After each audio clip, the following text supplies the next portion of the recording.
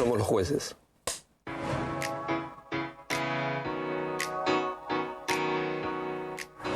Si siempre es justa la justicia. ¿Qué pregunta? Muy pocas veces es justa. El punto no es la justicia, que como valor ideal siempre es justo, sino que el asunto está en quienes imparten la justicia, en lo que deciden. Bueno, antes que nada, la justicia la ejercen los humanos. La justicia que conocemos, con lo cual, ¿siempre justa? No. La justicia no siempre es justa. No, para nada. Ella trata de ser lo más justa posible. Tengamos presente que esto es perfectible. Lo importante es intentar ser justo y acomodado a la ley. En la mayoría de los casos se arriba a decisiones equitativas y, bueno, justas. Pero no puedo asegurar que todas sean así. Intentamos que la decisión sea la más justa posible.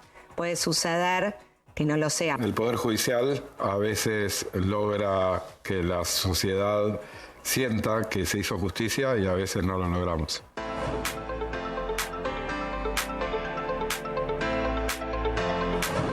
Claro que hay buena justicia. Por ejemplo, me consta la justicia del trabajo, donde tenemos que ser conscientes de la relación absolutamente asimétrica, porque es una relación asimétrica entre un obrero y un empresario, una empresa.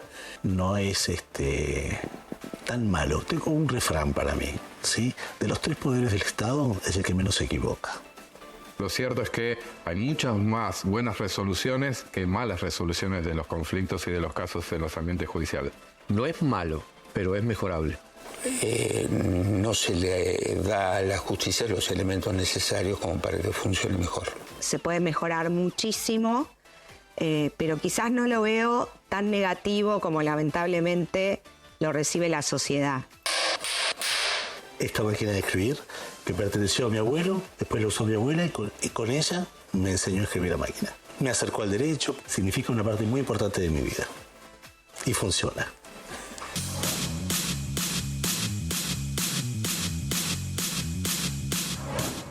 Sí, la justicia lenta es injusticia. Si la justicia es lenta, es injusticia. No hay peor cosa que llegar tarde a un problema a todo nivel. Lamentablemente, la estructura de los procesos que tenemos, la ineficiencia congénita que tiene nuestro sistema de juzgamiento de los casos basado en la idea de lo escrito, determina que los procesos sean lentos. Se trata de dar respuesta lo más rápido posible. Lógicamente, no siempre se logra, pero son por cuestiones técnicas. La justicia urge y necesita inmediatez, que el ciudadano sienta que su problema se va a resolver rápido. La justicia lenta no es justicia. Totalmente de acuerdo con eso. En la justicia penal yo creo actualmente que los tiempos son los adecuados. Un juez con desidia, ¿sí? Eso es lo peor. Es lenta, es ineficiente y es poco comprensible. Todo eso es muy negativo.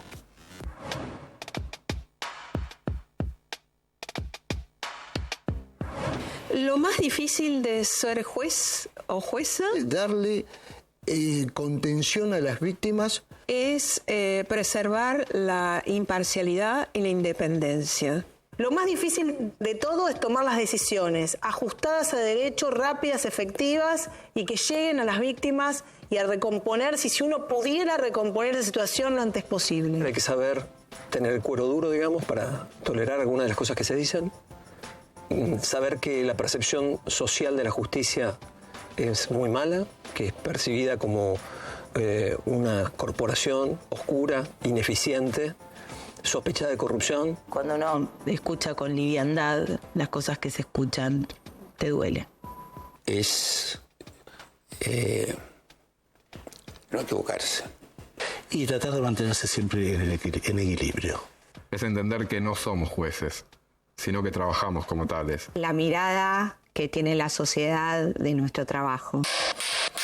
El objeto que me identifica como jueza, o que por lo menos a mí me inspira como jueza, es que es...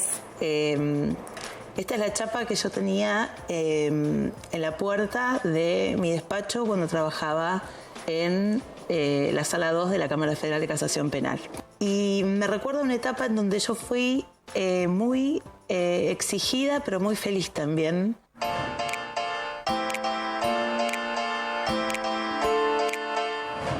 Sí, he debido absolver a personas por falta de pruebas cuando quizás en lo profundo de mi convencimiento yo creí que la persona en realidad alguna responsabilidad tenía. Tomar una decisión con duda me ha pasado muchas veces. Por supuesto que la duda siempre tiene que ser en favor de la persona que está transitando el proceso, porque eso lo dice la normativa. Uno a veces se queda adentro con esta cuestión de decir, ¿habrá sido culpable? Lo estamos absolviendo y después le otorgamos la libertad, que es una de las cuestiones técnicas que corresponde, pero lógicamente la prueba es lo que debe prevalecer. En algunas ocasiones entendí que era posible que alguna de las partes que litigan juicios por daños, por ejemplo, tuviera razón, pero no llegó a probarlo o no reunió elementos suficientes para probarlo, entonces no se pudo hacer lugar a su reclamo. Creo siempre que es más grave condenar a un inocente que absolver a un culpable.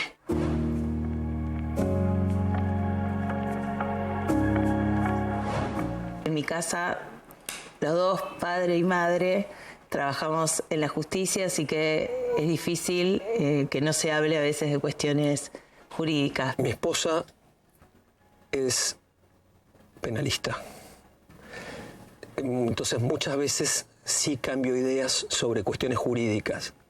En mi casa suelo conversar, sobre todo con mi marido, sobre algunos asuntos que me tocan, no en cuanto a las partes, sino en cuanto a los casos en sí. Sí, hablo de algunos casos en la intimidad de mi hogar, porque mi esposa es abogada y se presta para hacer un debate de ideas. Sí, no lo puedo evitar. Sí, me gusta compartir con mi familia cuando he tomado una decisión. Sí, hablo con mis dos hijas, hablamos de los casos, los debato con ellas. Y la verdad que no. Tendría que decir que son mis jeans y las zapatillas, porque soy de venir vestido de jeans y zapatillas a trabajar, así que ese es el objeto que me identifica a Pablo trabajando de juez. Porque entiendo que hace a mi comodidad y no hace a la trascendencia de mi trabajo como juez.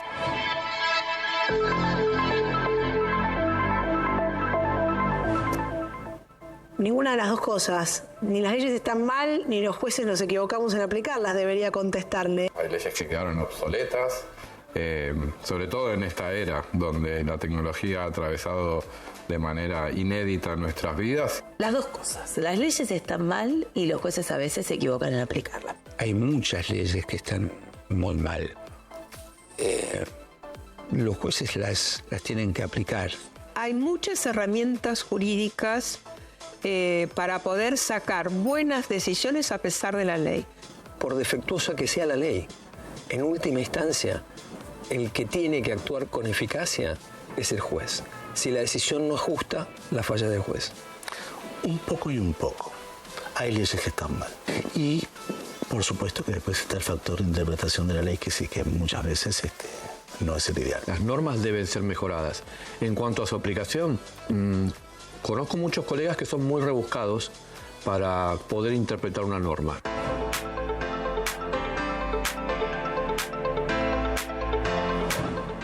En contra. A favor. Pago ganancia de motu propio. Yo pago ganancias. En contra.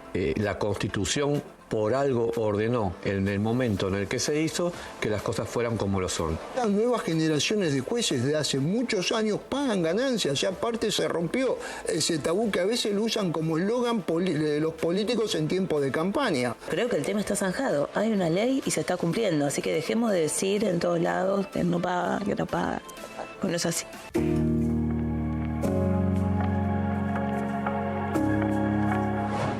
Yo sé cuál fue el caso que fue difícil de gestión, pero el más lindo que tuve. Ese caso fue el caso de un desalojo de un conventillo en La Boca. Y después de mucho tiempo, mucho trabajo, 11 audiencias, construimos una decisión donde esas familias terminaron comprando el conventillo del que iban a ser desalojadas. A mí fue el momento más emocionante que tuve en los años que llevo en el Poder Judicial. De hecho, sentí que se me cerraba la garganta, una emoción muy fuerte. Sí tengo uno que me conmovió este año, que involucraba a una niña, a una nena, ¿sí? Muy chiquita, y que a raíz de una situación derivada de su nacimiento, sí, se vio perjudicada de por vida. Y la verdad que pensar que esa persona tiene marcado el resto de su vida a raíz de un error humano, la verdad que duele. Fue la causa de los niños envenenados de San Juan. Esa causa se investigó muy bien con la oficina pericial y se pudo detectar que el envenenamiento se hacía en las bodegas de San Juan. Digo que me afectó personalmente porque el envenenamiento era con alcohol metílico. Y el alcohol metílico produce la muerte y no deja rastros. Yo creo que el caso más difícil fue un caso que tuve, no quiero decir contra la policía, pero estaba involucrada la policía de la provincia.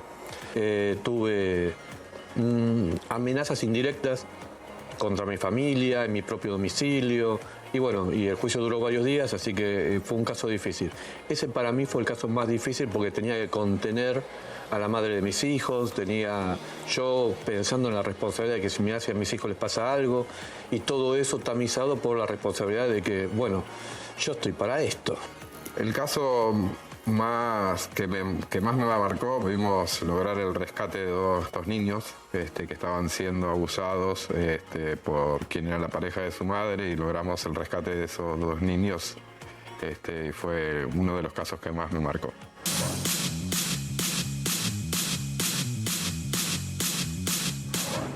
Podemos ocultar, bueno, cómo llegamos a donde llegamos. A menudo los jueces no deben ocultar cómo toman las decisiones. Sí ocultan tal vez lo difícil que en algunos casos se nos hace tomar la decisión. Los jueces ocultamos en la función muchas veces sentimientos. Tenemos que, a veces no podemos, pero a veces tenemos que ocultar sentimientos, sobre todo por el respeto que merecen las personas que están en las audiencias, sobre todo.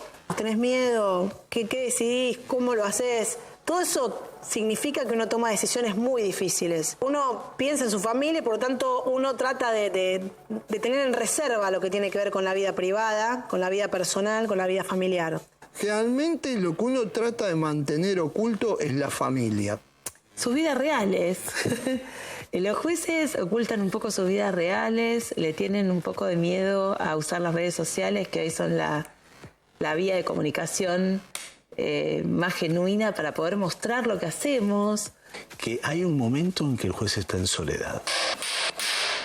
Con la lapicera uno suscribe todo aquello que procesó, o sea, es el momento trascendental donde se plasma lo decidido. Hermoso, bueno, no sé. Bien. Para no andar tanto... Hemos terminado. Pasé la prueba, me vas a preguntar. Sí, bien, perfecto. No sé, después...